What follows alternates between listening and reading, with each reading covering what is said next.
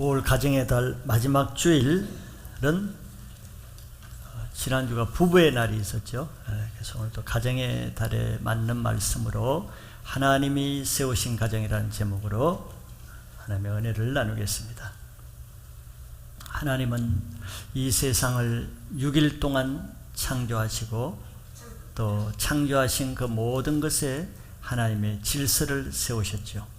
그 질서는 창조하신 모든 세계가 온전하게 유지되고 관리되기 위해서 반드시 필요하기 때문에 하나님의 창조 질서를 세우셨습니다.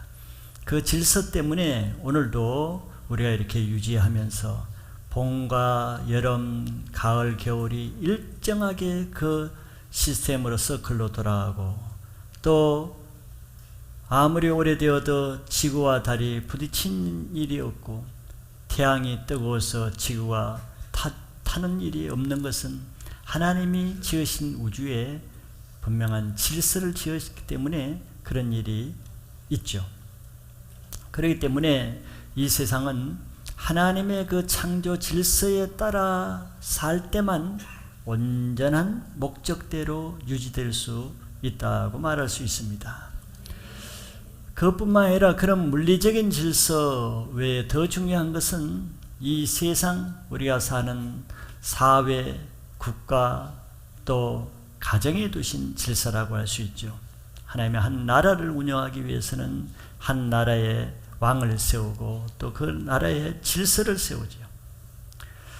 그와 마찬가지로 그 모든 질서의 가장 기본적이라 할 수 있는 한 가정에도 하나님의 가정을 온전히 유지하고 또 하나님의 목적대로 가정이 세워지기 위해서는 그 가정의 질서를 지키지 않으면 안 되게 되어 있습니다.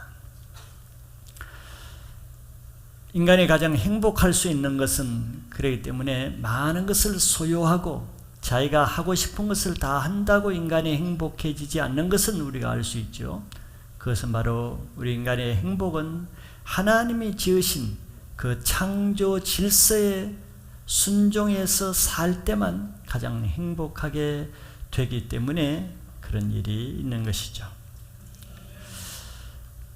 그와 반대로 하나님이 세우신 이런 질서를 지키지 않고 파괴하는 것을 우리는 죄라고 말합니다. 사단은 죄를 통해서 하나님의 창조 질서를 끊임없이 파괴하는 일을 에덴 동산에서부터 지금까지 또 앞으로 마지막 때까지 그 일을 하게 되어 있습니다. 그래서 지금 이 시대도 하나님이 주신 창조 질서는 끊임없이 사단에 의해서 도전되고 파괴되고 어그러지는 일들이 우리는 얼마나 많이 목도하지요. 그래서 그리스도인들은 성경을 통해서 무엇이 하나님의 질서인가를 아는 만큼 마음을 아프게 할 수밖에 없습니다.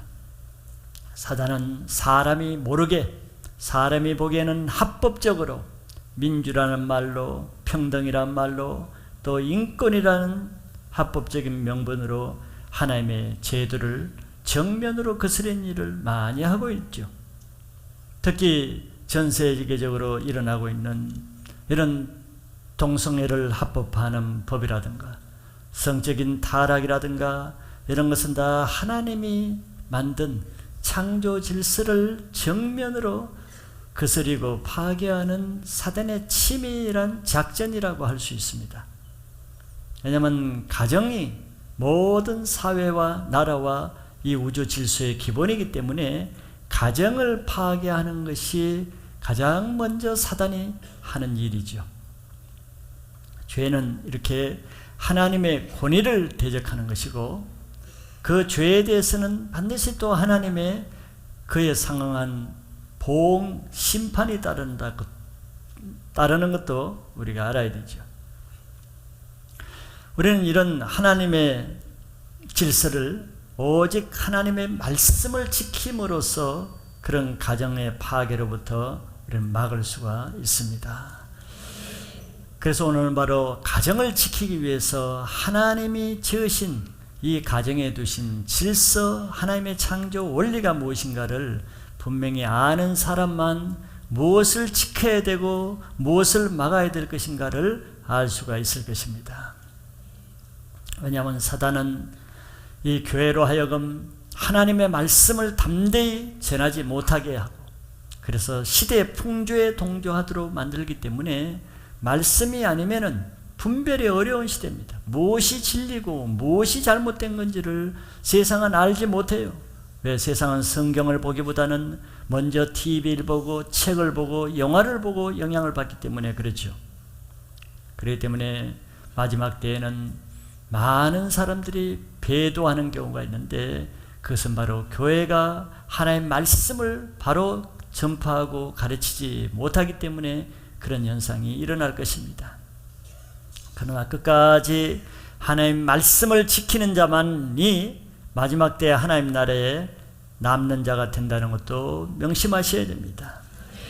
그래서 오늘 가정의 달 마지막 주일은 바로 가정에 세우신 하나님의 질서 원리가 무엇인가를 알아서 여러분들 연약한 가정, 어려운 가정, 깨어진 가정, 넘어진 가정, 고통하는 가정들이 말씀으로 다시 돌아와서 회복되는 역사가 여러분들 가정에 일어나기를 축복합니다. 먼저 우리는 첫째로, 그러면 결혼을 통해서 가정이 이루어지는데, 가정을 이루기 위해서는 먼저 결혼 제도를 하나님이 어떻게 세우셨는가 하는 결혼에 세운 창조 원리를 먼저 볼 필요가 있죠. 가장 행복한 가정은 하나님의 창조 질서를 지키는 결혼을 통해서 이루어진다고 말할 수 있습니다. 반대로 가장 불행한 가정은 무엇을 가진 것이 없어서 불행한 것이 아니라 하나님의 창조 질서를 어그러뜨린 결혼을 할 때부터 시작되는 것이죠. 그럼 우리는 본문을 통해서 몇 가지 하나님의 창조 질서 안에서 하는 결혼 제도가 어떤 것인가를 한번 보고자 합니다. 창세기를 여러분들이 잘 아시겠지만 오늘도 지식으로 듣지 않기를 바라는 것입니다. 오늘날은 지식이 없어서 망하는 시대라기보다는 성경 지식을 너무나 많이 알면서도 망해가는 시대죠. 성경을 몰라서 못 사는 시대가 아니라 성경을 너무 잘 알아서 살지 못하는 것이 문제인 것입니다. 왜? 성경을 다 지식으로 들으니까 지식으로 듣고는 살지는 못하기 때문에 그 인생이 지식을 얻고도 죽어가는 거죠. 그러지 않기 위해서는 아는 지식을 영어로 들을 때 그 말씀이 생명으로 역사한다는 것을 믿으시기 바라요. 첫째는, 결혼의 원리는 남자와 여자가 결혼해야 된다는 것입니다. 하나님의 결혼 질서는 남자가 여자와만 결혼해야 된다는 것이죠. 하나님은 첫사람 아담을 남자를 먼저 지으셨죠. 그리고 남자를 짓고 난 다음에 남자의 배우자가 필요해서, 즉 남자가 혼자 독처하는 것이 좋지 않게 보였기 때문에 결혼을 위해서 여자를 만드신 것입니다.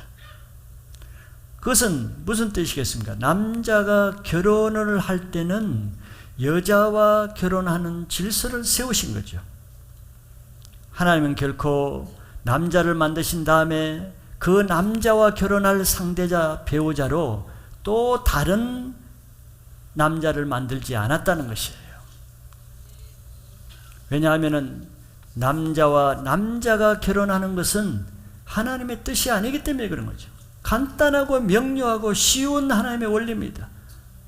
어려워서 모르는 원리가 아니에요. 그러므로 하나님이 세우신 결혼제도는 남자가 여자와 결혼한다는 거 여러분이 다 믿으시기 바랍니다. 그런데 사단은 항상 하나님의 창조 질서를 어그러뜨리는 일을 하기 때문에 오늘날도 사단은 하나님의 결혼 질서를 파괴하는 일을 하죠. 세계적으로 동성애자를 불쌍히 여기고 그들의 인권을 존중히 여기는 것이 인권주의자고 시대에 앞서가는 생각이 열린 사람이라고 말하는 추세입니다.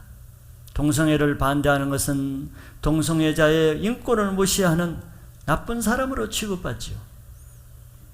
우리는 동성애자들의 그 영혼을 사랑해야 되는 것은 사실이지만 그들이 짓는 하나님을 거스리는 죄를 합리화해 주는 것은 하나님이 원치 않는다는 그것을 분리해서 구분할 줄 아시길 바랍니다. 마지막 때는 짐승이 세우는 우상을 따르지 않는 자들은 다 죽인다고 계시록에서 말하죠. 새로운 동성애라는 우상을 세우고 사단은 그 시대에 부응하는 우상거리를 세워놓고 그걸 따르지 않을 때는 죽일 것이. 그래서 앞으로는 아마 이런 설교를 하지 못할 때가 올 수도 있고, 이런 설교를 할 때는 짐승에 속한 자들에 의해서 체포되거나 구금될 수도 있겠죠. 그래서 마지막 시대는 배도하는 시대가 오고 다 하나의 말씀을 버리고 짐승의 우상을 따르면서 짐승의 표를 받게 될 것이라고 예시하고 있습니다. 하나님은 하나님의 창조 질서를 거스릴 때 반드시 그에 따른 심판이 따른다는 것을 누누이 말씀도 하시고 실제적으로 모델로 보여주시기도 하는 분이죠. 실제로 느끼고 배우게 하기 위해서죠. 그 가장 큰 사건 두 개가 바로 첫째는 노아 시대 홍수 사건입니다. 노아 시대 홍수 사건은 성경에서 왜 홍수 심판을 받을 수밖에 없는가를 분명히 적시해 놨죠. 그 시대에 하나님의 사람들이 하나님의 뜻대로 결혼하지 않고 하나님이 정하신 결혼 원리에 따르지 않고 그냥 자기가 좋아하는 세상의 아름다운 딸들과 자기 임의대로 결혼해서 둘이 육체가 됨이라. 그래서 하나님의 영이 다시는 그들과 함께하지 않으라. 정확한 것입니다. 자기가 좋아하는 사람과 결혼을 함으로 육신이 됨으로 하나님은 그렇게 할 때 그 시대가 어떻게 되는가를 홍수 심판으로 보여주신 것입니다. 그 뒤에 또 그 사실을 잊어버리고 오랜 후에 소돔 고모라에 또 결혼 질서를 파괴하는 모습이 나타났죠. 소돔 고모라에 죄가 많이 있었겠지만 그 많은 죄들 가운데 성경이 무엇을 언급합니까? 다른 죄들은 언급하지 않고 바로 롯의 집에 천사가 들어왔을 때 그들이 동성애자가 와서 그 요구를 하는, 동성애가 얼마나 만연되어 있는가를 성경이 기록하면서 그 죄로 인해서 하나님이 하시는 일은 유황불로 심판하는 것이라는 것을 보여주신 거죠. 이것은 마지막 때 심판이 가까울 때 그 시대에 나타나는 현상과 조류가 어떤 모습으로 나타나는 것을 예표적으로 보여주시는 것이죠. 결혼 질서가 파괴되고 결혼의 원리가 거스려지고 사람들이 남자로 인해서 부끄러운 일을 하고 여자와 여자가 부끄러운 일을 한다고 로마서 1장에 말한 것처럼 그런 결혼 질서가 거꾸로 전도될 때 어떤 심판이 오는가를 보여주는 것입니다. 또 오늘날도 그로 인해서 많은 예지 같은 불치병들을 통해서 미리 하나님은 경고를 하시죠. 그러면 안 된다는 것. 하나님의 결혼 원리는 시대가 바뀌고 또 상황이 바뀌고 또 모든 사람들의 유행이 바뀐다고 해서 하나님이 그 질서를 변개시키지 않습니다. 영원 전부터 영원까지 하나님의 결혼 질서는 이 세상이 없어질 때까지는 변개치 않고 유지되는 것이에요. 그래서 인간이 이 하나님의 창조 질서를 거스르면은 그 보응은 그 사람이 받게 되는 것입니다. 여러분들은 시대가 변해도 하나님 마지막 심판 때가 가까울 때가 되었을 때라도 끝까지 하나님의 창조 질서를 지키는 결혼 질서를 지키시길 바랍니다. 두 번째는 한 남자와 한 여자가 결혼하게끔 하나님은 그 질서를 세우셨습니다. 하나님은 아담이라는 남자가 결혼하기 위해서 하와라는 한 여자만 만들었습니다. 하나님은 남자를 위해서 하와 외에 하수기, 하자, 다른 여자를 더 만들지 않았어. 뭐 하나님이 다른 여자를 더 만들 능력이 없어서 그랬겠습니까? 그렇지 않지요.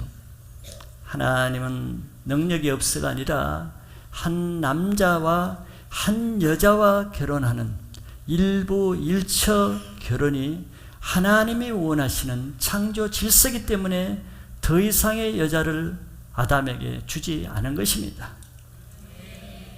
그렇기 때문에 일부 다처나 또 다른 첩을 두는 모든 것은 창조 질서를 파괴하는 것이죠. 사단은 한 가정을 파괴하기 위해서 어떻게 하는 것인가를 잘 아는 전문가지요. 그래서 부부가 자기 배우자 외에 다른 이성에게 마음을 두고 음욕을 품고 그런 것이 바로 사단이 하는 전략이죠. 예수님은 여자를 보고 음욕을 품는 그 자체가 이미 간음한 죄라 그랬습니다. 결혼한 사람이 자기 배우자가 있음에도 불구하고 다른 이성의 마음을 두고 다른 이성과 사귀고 다른 이성을 만나고 하는 것은 다 가정을 파괴하려는 사단의 전략이요, 그는 스스로 그 사람이 자기 가정을 파괴하는 주범 역할을 하는 것입니다. 그 결과 부부 사이가 냉랭해지고 불화해짐으로써 같은 집에 살면서도 같은 식탁에서 밥도 먹지 않고 같은 방에 자지도 않고 부부가 각방을 쓰고 각방 쓰는 것이 오래되면 별거를 하고 별거가 오래되면 결국 깨어지고 이혼하는 것이죠. 그것은 배우자에게만 고통을 주는 것이 아니고 그 모습을 보고 자라나는 그 자녀들에게 씻지 못할 아픔을 주는 것입니다. 매일 자기 엄마 아빠가 싸우는 모습, 다투는 모습, 서로 별거하는 모습, 그 아이 자라나는 성장기에 있는 아이들에게는 평생 아픔과 상처를 주는 것이죠. 그런 이런 하나님의 질서를 어기면은 그것은 다 본인에게 다 그 부담과 열매가 썰 열매가 올 뿐더러 죄 없는 자기 자녀 세대까지 대물림으로 그 쓴 열매를 이어주게 된다는 것입니다. 이런 문제로 고통하는 잘못된 가정은 이 가정의 말씀을 통해서 하나님 앞에 다시 돌아와서 회복되는 가정, 인생을 한 번 사는 것, 가정 안에서 행복한 가정으로 회복될 수 있기를 바랍니다. 세 번째는 부모를 떠나라 하는 말씀이죠. 결혼과 동시에 남자가 부모를 떠나서 자기 아내와 한 몸이 되는 것이 결혼의 원리라고 말합니다. 저 가정의 고유단위는 남편과 아내입니다. 가정의 고유단위는 부모도 아니고 자녀가 아니에요. 가정은 부모 중심이 되어야 되지 부모나 자녀 중심이 되면은 그것은 엮이는 가정이 됩니다. 결혼 전에는 부모가 자녀의 후계는 역할을 해서 양육도 하고 경제적으로 도움도 주고 돌보는 역할을 맡았습니다. 그러나 결혼과 동시에 그 자녀는 독립적인 가정을 이루는 가장이 되기 때문에 더 이상 부모를 의존하면 안 됩니다. 정신적으로나 경제적으로나 부모에 의존해서 이제는 떠나라고 말하죠. 결혼 이후는 부모는 이제는 존경의 대상이요 섬겨드려야 될 대상이고 자녀는 돌봄의 관계가 되어야 되는 것입니다. 우리나라 같은 경우는 오랫동안 불교와 최근 조선 500년은 유교의 나라였기 때문에 유교적인 문화에서는 이것이 쉽지 않고 이해하는 것이 또 쉽지 않을 수가 있습니다. 왜냐하면 유교적인 문화에서는 우리가 어릴 때만 해도 우리는 8촌까지는 한 형제요 가정입니다. 지금도 뭐 8촌까지는 형제처럼 지내지요. 그런 좋은 점도 있습니다. 결혼한 자녀가 부모에게 계속 종속되어 있는 상태죠. 그래서 그 집에 할아버지나 정조부나 고조부가 그 가정의 가장 역할을 하는 것이 유교적인 전통입니다. 그렇게 되면은 남자가 결혼을 해서도 가정의 중요한 일을 아내와 상의하기보다 자기 부모와 상의해서 결정해버리고 아내는 모른 채 나중에 통보만 받게 되는 경우가 많이 있죠. 그래서 더구나 이런 마마보이를 둔 남편을 둔 아내는 마음고생이 많이 하는 것이죠. 예, 그런 아내들은 많이 위로가 필요합니다. 아무도 그 마음을 몰라주거든. 남자가 부모를 떠나라는 이 질서를 거스르게 될 때 그 가정에는 문제가 발생할 수밖에 없는 거예요. 아무리 그 제도가 좋아 보이고 유익해 보이고 미풍양속이라 할지라도 하나님의 질서 원리를 떠난 것에는 그 원리를 떠난 데 대한 어그러진 쓴 열매를 본인들이 감당하는 것이죠. 남자가 부모를 떠나지 못할 때 가정 문제의 대표적인 것이 뭡니까? 끊임없이 이어져 내려오는, 대대로 내려오는 고부간의 갈등이 대표적일 것입니다. 시어머니와 며느리가 인간이 뭐가 다릅니까? 괴물을 만난 것도 아니고 아기를 만난 것도 아니고 그 좋은 사람들이 서로 만나가지고 왜 평생 갈등을 하며 삽니까? 하나님의 창조 질서를 어그러뜨리는 것밖에 없어요. 이유가 없어요. 며느리가 나빠서도 아니고 시어머니가 나빠서도 아니에요. 거기에다가 자기 친정을 떠나지 못하는 시누이와 올케 간의 끊임없는 갈등, 시기, 분쟁이 우리 현실로 다 경험하는 바죠. 시누이가 특별히 악합니까? 올케가 특별히 부족합니까? 아니에요. 하나님의 창조 원리를 거스릴 때는 그런 쓴 열매가 나타날 수밖에 없는 거죠. 아무리 부부 사이에 문제가 없고 부부가 서로 사랑하고 서로 아름답게 사는 행복한 부부가 외적인 시어머니 때문에 시누이들 때문에 고통을 겪는 부부들이 얼마나 많습니까? 많은 경우 이런 경우를 사람들은 그 집안에 그렇게 동기애가 좋고 형제애가 좋은 그 가정에 며느리 하나가 잘못 들어와서 집안이 시끄럽게 됐다고 말하죠. 그러나 하나님 편에서 보면은 며느리가 잘못 들어와서 집안이 시끄럽게 된 것이라기보다는 아들을 놓아주지 않는 그 시어머니 때문에 그 가정이 어렵게 되는 것이 더 많습니다. 하나님의 말씀에 순종하지 않는 것이 가정을 어렵게 하는 것이지 사람이 악하고 나빠서 어렵게 하는 거 별로 없는 것이에요. 이런 가정은 끊임없이 그 갈등과, 그래서 많은 여자들이 다 한이 있는 것이 뭡니까? 자기가 시어머니 때문에 그렇게 한을 품고 다시는 그러지 않아야겠다 하지만 자기가 시어머니 되면 똑같이 하는 거예요. 왜?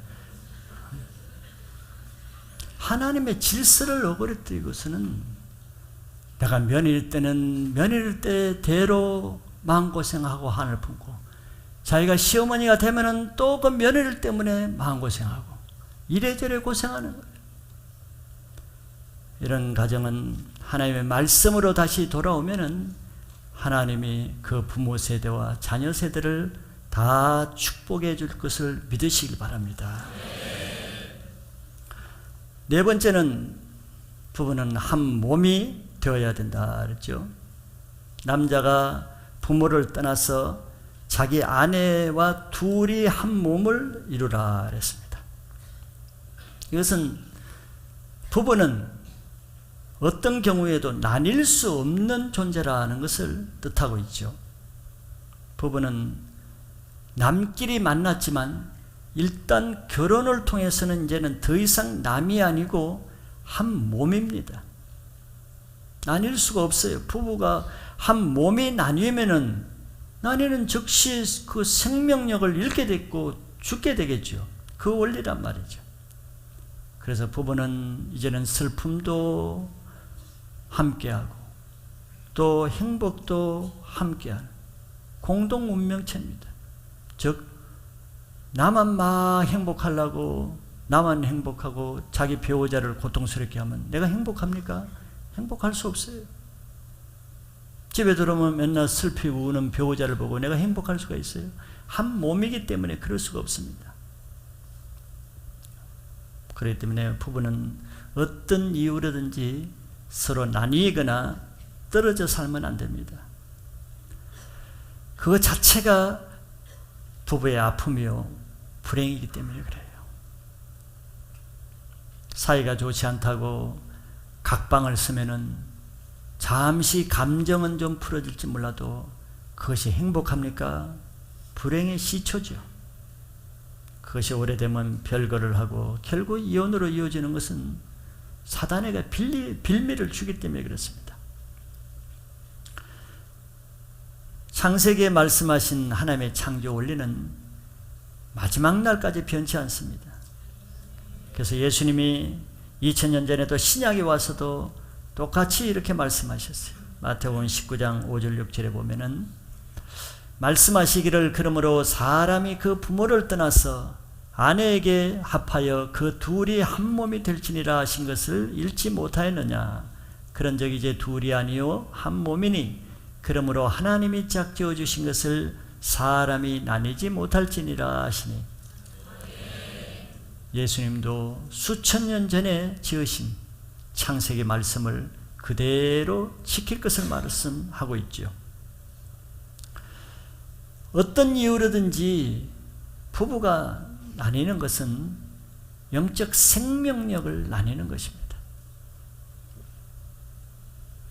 요즘 시대는 얼마나 자녀가 우상이 되어서 자녀가 잘되게 하기 위해서 자녀를 위해서 그 엄마가 자녀를 데리고 남편을 팽개치지는 않지만 좀 놔두고 멀리 외국으로 떠나요. 누구를 위해서 사는 겁니까? 누구와 결혼하는 거예요? 엄마가 자녀와 결혼하는 꼴입니다. 창조 질서를 모르는 것이죠. 자녀가 우상인 시대, 또한 경제적인 문제로 주말 부부로 떨어 살고, 돈이 우상입니다. 돈과 결혼하면은 부부를 떨어뜨려 놓고도 돈을 위해서 사는 거죠. 사이가 안 좋다고 각방을 쓰는 것이 해결책입니까? 분쟁을 더 일으키는 것이죠. 이런 문제들은 다 사랑해야 될 부부가 사랑하지 못하는 것에서 문제가 발생하는 거죠. 정말 부부가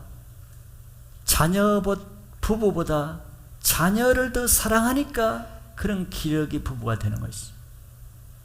부부가 자녀보다 자기 남편과 아내를 더 사랑하면 그런 일이 없겠죠. 부부가 자기 남편보다 아내보다 돈을 더 사랑하니까 돈 때문에 부부가 헤어져서 하는 것이죠. 그 정도로 부부의 사랑이 약하다는 증거죠. 그렇기 때문에 이런 문제들은 하나님이 부부로 맺어줄 때 서로 사랑하기 위해서 맺어준 그 원리로 돌아가면은 해결되는 것이에요. 이 세상에 모든 것을 얻고도 자기 생명을 잃으면 무엇이 유익하겠습니까? 부부는 한 생명이에요. 그래서 이런 문제가 자기 가정에게 있다면은 이런 문제를 회개하고 또 배우자에게 자기가 무엇을 잘못했으면 용서를 구하고 또 용서를 구하는 배우자에게 너그러이 용서를 하고 여기서 화해함으로써 여러분들 어떻게든지 떨어져 있는 가정, 나누어진 가정, 헤어진 가정이 다시 하나로 한 몸으로 합해지는 역사가 있기를 축복합니다. 마지막 5번째는 부부간에는 투명해야 된다는 것이죠. 남편과 아내는 벌거벗거나 부끄러워하지 않아야 된다 그랬습니다. 남편과 아내는 다 부끄러움이 있어요. 부끄러움이 없는 사람은 없습니다. 자기의 약점, 허물, 과거의 부끄러운 죄들, 부끄러움이 있기 때문에 자기 아내라도 남편에게라도 그것을 드러내어서 벌거벗은 채로 보이기를 두려워하죠. 그래서 늘 결혼하고 나서라도 감추는 것이 있습니다. 자기 아내에게 말 못할 일이 있는데 아내에게는 말 못할 것을 술을 먹고 친구에게는 말하고 자기 남편에게는 말하지 못하는 것을 자기 고등학교 동창에게는 말하고 이게 다 바로 남편과 아내 사이를 감추고 숨김으로써 어두움의 벽을 만드는 것이죠. 성경은 이미 그런 것을 다 알고 이렇게 말씀하고 있죠. 부부간에는 감추는 것이 있으면은 그 감추는 것, 속이는 것, 그 어두움을 타고 사단이 들어오는 것이죠.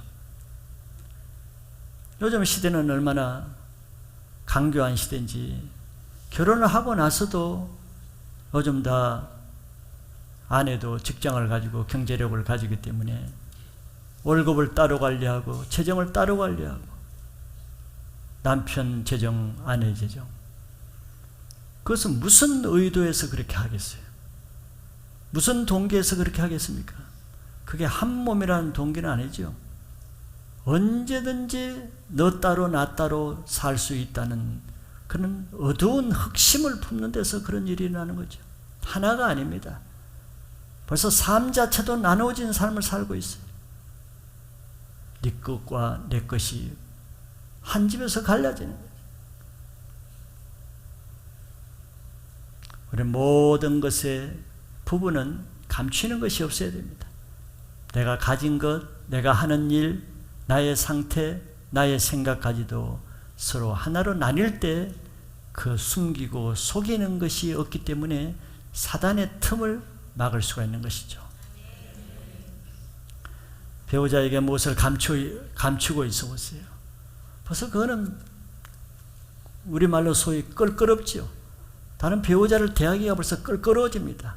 뭔가 자유롭지 않습니다. 뭔가 캥기는 거 있기 때문에 거리감을 두게 되고 대화가 단절되고 자기가 드러날까 봐 전전긍긍하게 되는 거예요. 죄인으로 살게 된단 말이죠. 이게 부부입니까? 아니면 사무적인 계약관계로 사는 것입니까? 이와 같이 우리가 대충 5가지만 봤지만서도 이 시대는 얼마나 많이 급속도로 하나님이 지으신 이 결혼제도가 어그러지고 파괴되고 거꾸로 전도되는 지금 이런 시대에 우리가 살고 있죠. 그러나 다시 말씀드리지만 사람이 자기 멋대로 사는 것이야 하나님 막지 않습니다. 하와가 선악과를 따먹어도 하나님 막지는 않지요. 노아 시대에 자기가 원하는 여자들과 결혼해도 하나님이 강제적으로 막지는 않습니다. 그러나 그 한 행동에 대해서 결과에 심판을 하시기는 하시죠. 우리는 마지막 때까지 이런 결혼 제도를 지키는 파수꾼이 되어야 됩니다. 남들이 어떻게 결혼하고 남들이 어떻게 살든 그것이 기준이 되지 않고 요즘 시대의 드라마에서 모든 가정들이 어떻게 하고 영화에서 모든 부부가 어떤 삶을 살든지 그거는 우리에 개의치 않습니다. 그것은 우리와 상관없죠. 우리는 오직 하나님이 기록하신 말씀이 우리의 기준이요 잣대요 우리의 절대적인 진리로 붙잡을 때 여러분들은 하나님 나라에서 끝까지 남게 되는 신앙을 하게 될 것도 믿으시기 바랍니다. 이제 큰 두 번째는 그렇게 결혼 원리에 따라서 결혼을 하면은 이제 가정이 이루어지죠. 그럼 또 하나님은 그 가정에 세운 질서가 또 있는 것이죠. 그 가정은 바로 부부가 중심이 되기 때문에 부부에게 세운 질서입니다. 결혼은 나와 다른 사람과 결혼하는 것이죠. 그래서 평생 자기 배우자를 배워가는 과정이라고 말할 수 있습니다. 서로 다른 배우자를 이해하지 못하고 서로 나와 다른 배우자를 인정하지 못하는 여기에서 모든 가정 문제, 부부 문제는 시발은 여기서 나옵니다. 간단한 것이죠. 그래서 자기 배우자를 이해를 못하거나 배우자의 있는 모습 그대로를 감당하지 못할 때 가정의 위기가 찾아오게 되는 것이죠. 그래서 가정에 많은 질서가 필요하지만 부부간에 세운 질서 3가지만 보고자 합니다. 첫째는 부부간에는 다른 특성을 인정할 수 있어야 됩니다. 왜냐하면 하나님은 남자와 여자를 다르게 지으셨죠. 남자는 하나님이 그 흔해 빠진 흙으로 지었습니다.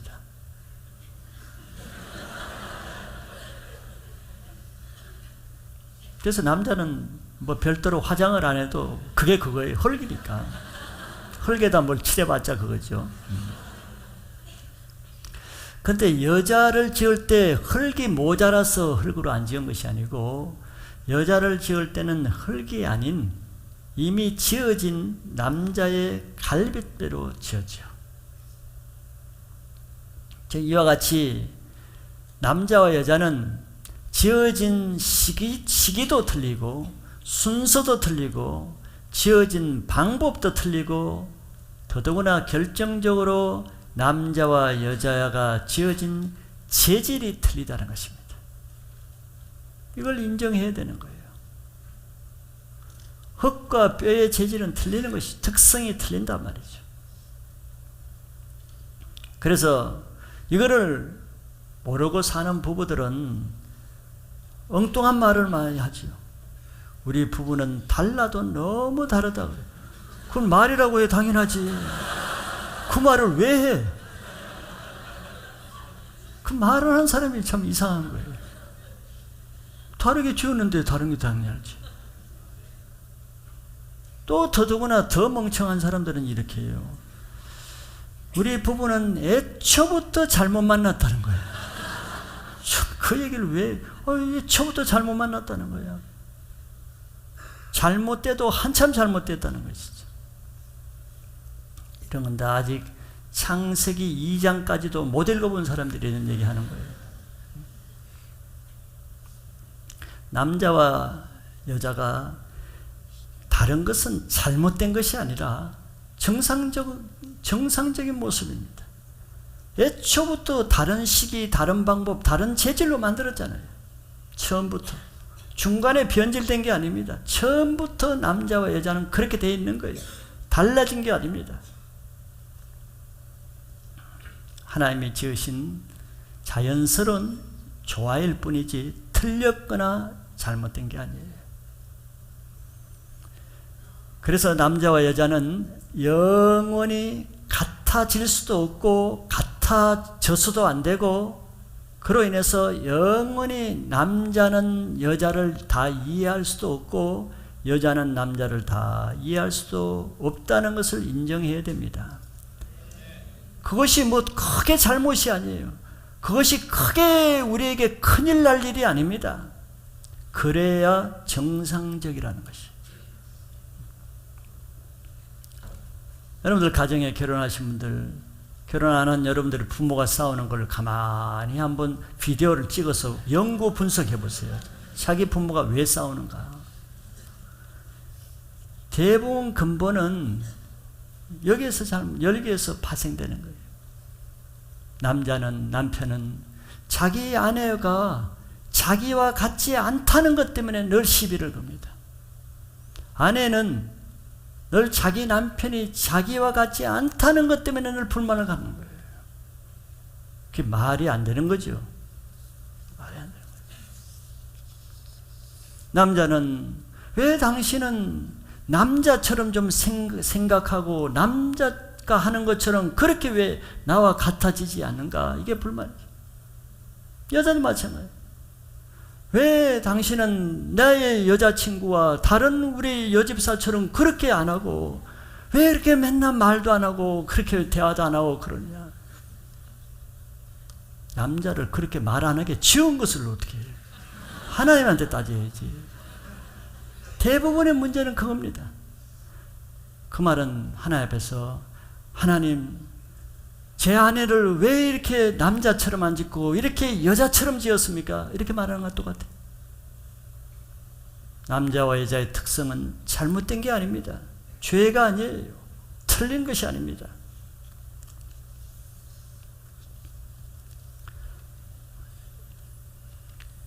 이런 모든 문제가 하나님의 창조 질서를 모르는 무지함에서 쓸데없는 분쟁과 불씨와 어려움을 겪는 것이죠.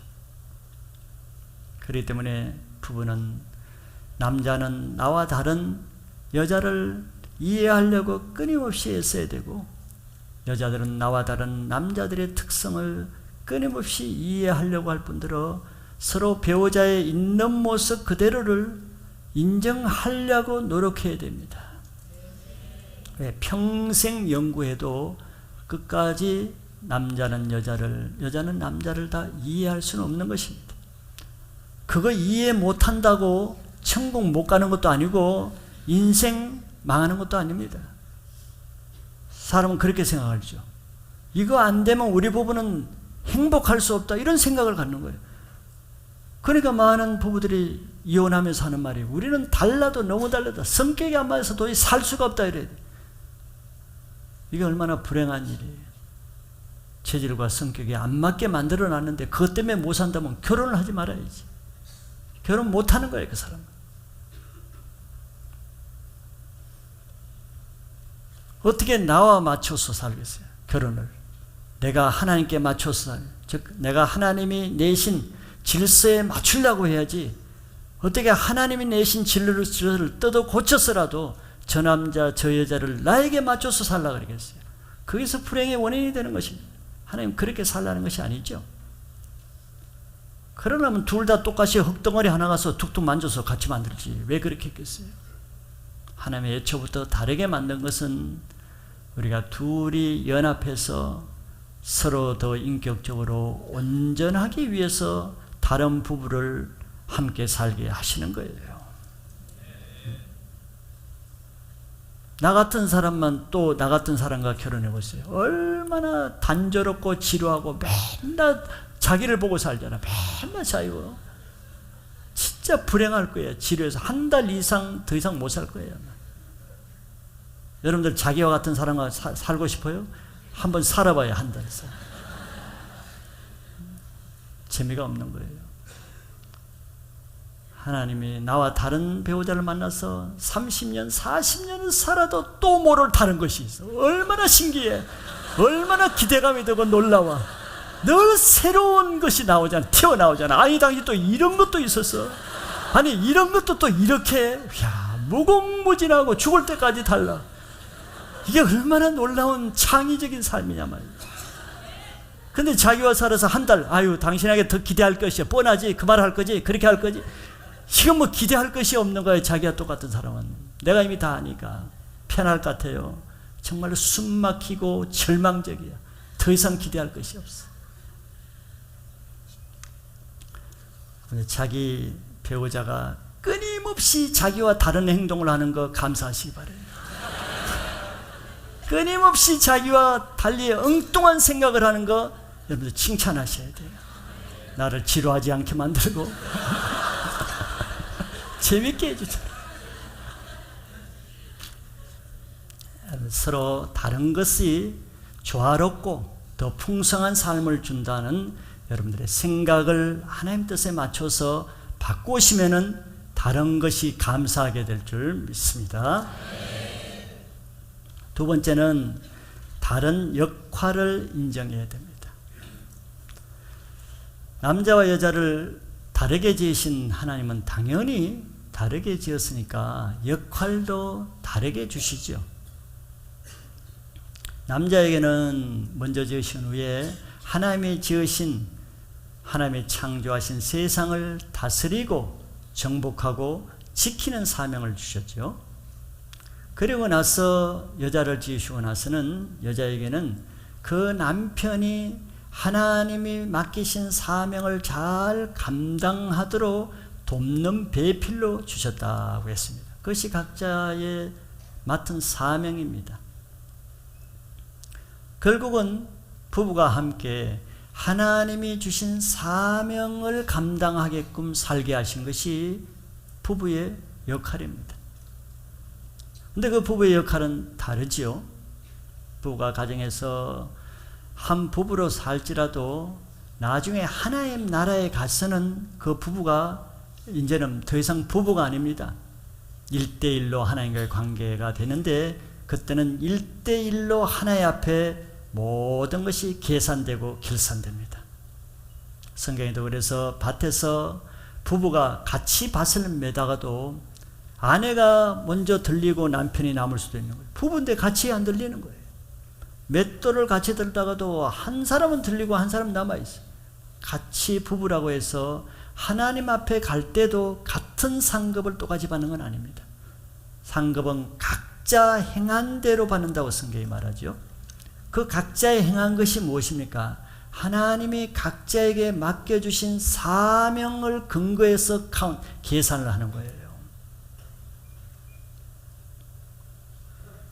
저에게 만약에 이런 한 교회 목사라는 직분과 사명을 줬는데, 내가 이건 안 하고 핸드폰 가게 가만히 보니까 그 핸드폰 하는 게 재밌어가지고 내가 교회 떠나고 맨날 저기 핸드폰 가게에서 그 일을 열심히 도와주고, 우리 성도들 직장에 가서 직장 일을 열심히 도와줬다면 내가 상급 계산 때 많이 상급을 받겠습니까? 물론 그 일도 좋은 일은 했지만 그거는 하나님이 내게 하라는 일이 아니죠. 마찬가지인 거예요. 한 가정에 있어도 하나님이 남편에게 하라는 일, 아내에게 하라는 일이 있기 때문에 그 일을 통해서 나중에 계산을 한다는 것입니다. 그런데 인류의 첫 아내였던 하와가 불행하게도 남편이 다스리고 정복하고 지키는 그 일을 잘 하도록 도우라는 그 직분을 줬는데 그걸 하지 못했죠. 그걸 하지 못하는 이유는 자기가 죄를 지을 때 그렇습니다. 자기가 죄를 지으면 자기 역할을 못해요. 하와는 자기가 먼저 죄를 지었습니다. 하나님이 따먹지 말라고 한 선악과를 자기가 먼저 말씀을 불순종했어. 죄를 지으니까 하나님 말씀대로 자기 사명을 감당할 수 있겠어요? 자기 남편을 돕는 배필로 할 수 있겠어요? 할 수 없습니다. 이미 여자가 죄를 지었는데, 그러니까 죄를 지은 여자가 뭘 합니까? 나는 이미 순간적인 잘못으로 여보 나는 먹고 죽지만 당신만은 그러면 안 됩니다. 당신은 따먹지 마세요. 이렇게 하겠습니까? 그렇게 하지 않아요. 너 죽고 나 죽자지. 나 따먹었으니 너도 따먹어라. 그래서 같이 죽는 거예요. 같이. 아내는 하나님의 말씀을 남편이 지키도록 도와야 될 사명이 있고, 남편은 아내를 통해서 아내가 하는 말이 하나님의 말씀을 듣고 순종하게 하는 말씀은 들어야 되지만 하나님의 말씀을 거스르는 말은 들으면 안 되는 것이죠.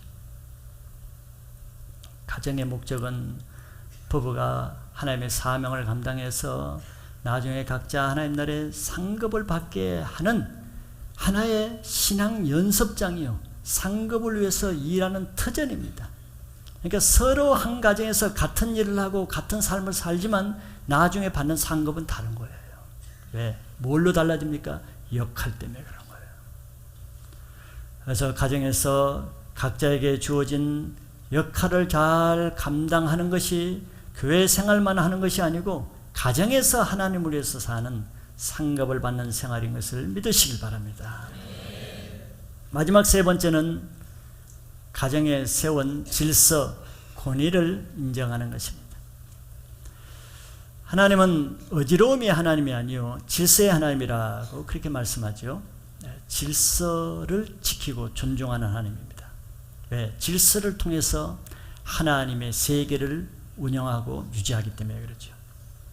가정도 마찬가지입니다. 가정이 그냥 가정이 유지되는 것이 아니고 가정의 질서를 세우고 그 세워진 질서에 잘 순종하고 지킬 때만 그 가정이 하나님 뜻에 합당하게 유지 관리가 되는 것이죠. 한 나라에도 하나님이 나라를 그냥 유지하는 것이 아니고 왕을 세워서 나라를 지키게 하죠. 그래서 모든 권세는 하나님으로부터 나지 않는 권세가 없다고 말씀하는 겁니다. 마찬가지로 가정에도 부부가 둘이 살지만서도 둘 사이에도 질서가 있는 것이죠. 그래서 하나님은 부부에게 세운 질서는 남편을 아내의 머리가 되게 질서를 세웠습니다. 에베소 5장 22절 23절에 분명하게 말씀하고 있죠. 아내들이여 자기 남편에게 복종하기를 주께 하듯 하라. 그 이유를 말하고 있습니다. 이는 남편이 아내의 머리됨이 그리스도께서 교회의 머리됨과 같음이니 그가 바로 몸의 구주시니라. 자, 이것을 말씀하시면서 왜 뒤에 그리스도께서 교회의 머리가 되는 이 질서를 말하겠습니까?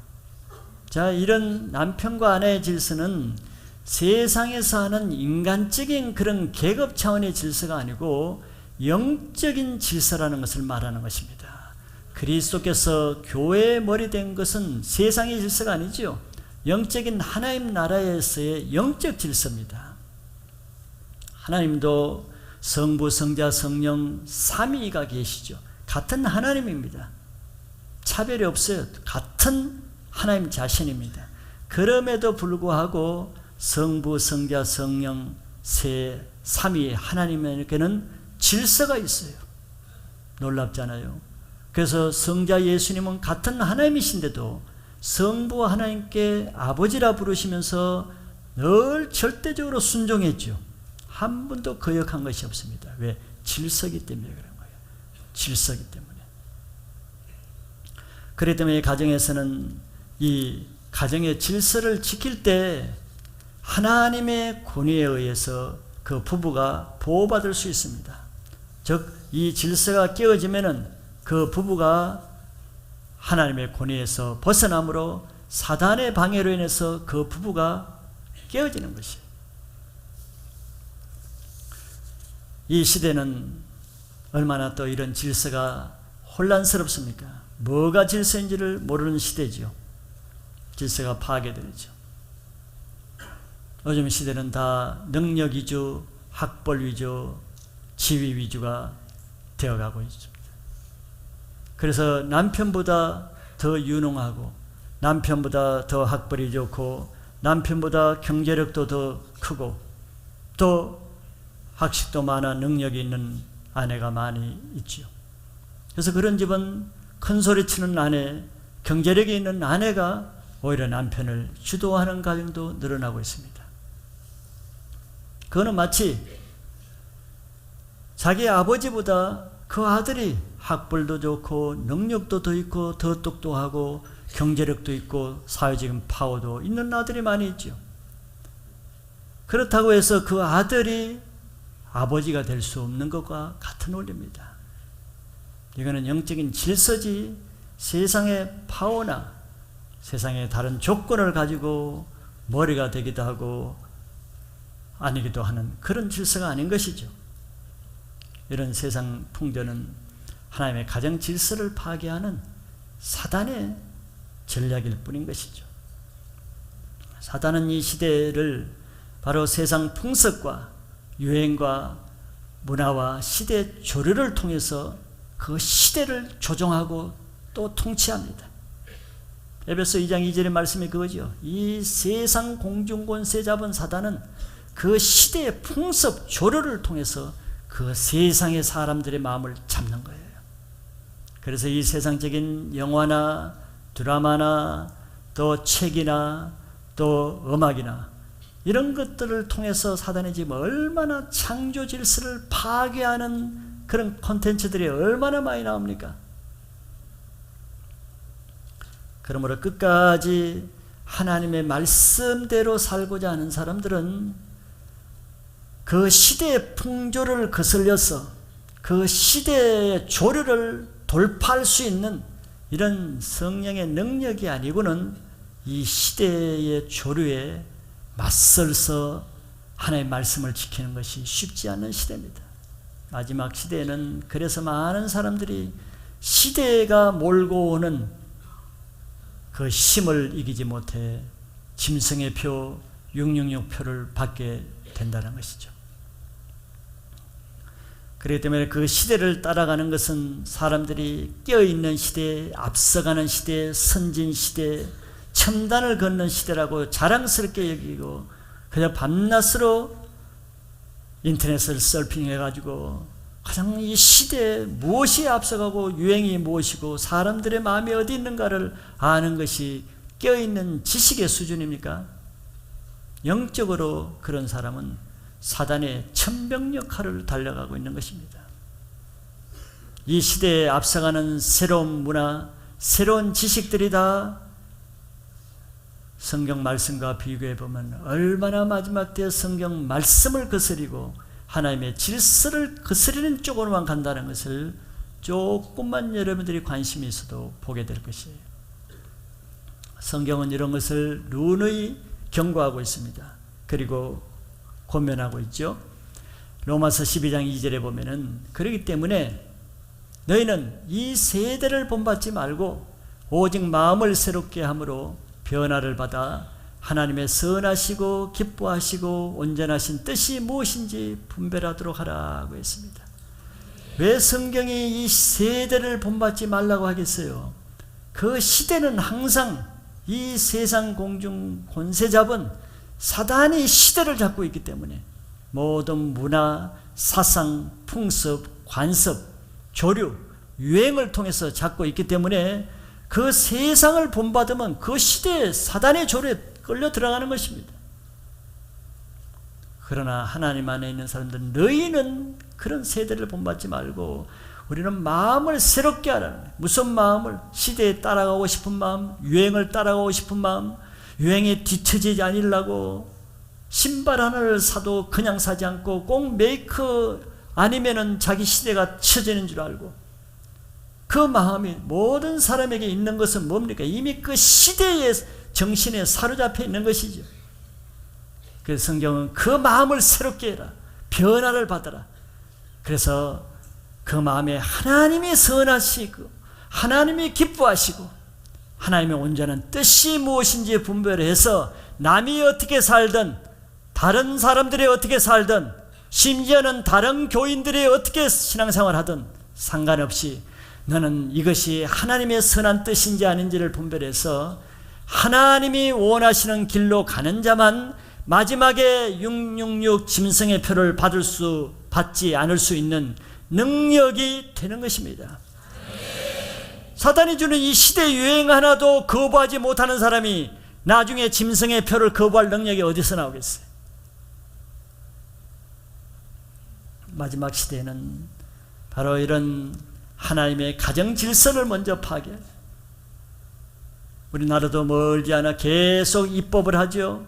정치인들을 통해서 사람의 인기를 위해서 표를 얻기 위해서 동성애가 합법화되는 입법을 제안하고 요즘은 남녀노소 직위고하를 몰라하고 성적인 타락이 연일 터지는 세상입니다. 그것을 재미거리로 흥미거리로 볼 시대가 아니에요. 마지막 시대가 얼마나 피부에 느낄 정도로 다가오는 것인가를 분별할 수 있어야 됩니다. 그래서 이런 시대에 이 시대의 풍조에 따라가지 않으려면 노아와 같이 모든 사람이 장가가고 시집가고 먹고 마실지라도 자기는 하나님의 말씀에 따라 심판이 있다면 심판이 있는 것을 믿고 산에 올라가 120년 동안 방주를 만들 수 있는 이런 믿음이 있는 자만 지금 마지막 시대도 그 심판을 면할 수 있게 될 것도 믿으셔야 돼요. 그래서 우리는 이 시대의 유행의 첨단을 걷는 사단의 천병이 아니라 성령이 이 시대에 무엇을 말씀하고 하나님의 마지막 시대에 무엇을 말씀하시는 이런 성령의 흐름, 성령의 바람의 첨단을 따라가는 영적인 선두주자의 신앙을 할 수 있기를 축복합니다.